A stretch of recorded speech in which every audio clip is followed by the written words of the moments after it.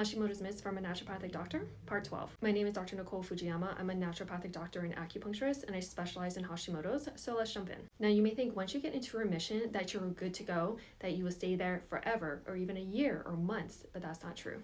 Hashimoto's requires a lot of ongoing maintenance to stay in that position, and that's what makes it so complicated. Because it's an autoimmune disease, it's dynamic, it's always shifting, and it can change very quickly. What that might look like is that you're in remission, and then the following week you've gained 10 pounds out of nowhere.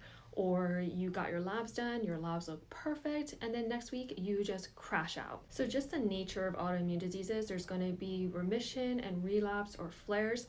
So really the first goal is to get into remission, and then the second goal is to create or maintain longer and longer stretches of stability and remission. The first step you want to take towards getting into remission is knowing your triggers.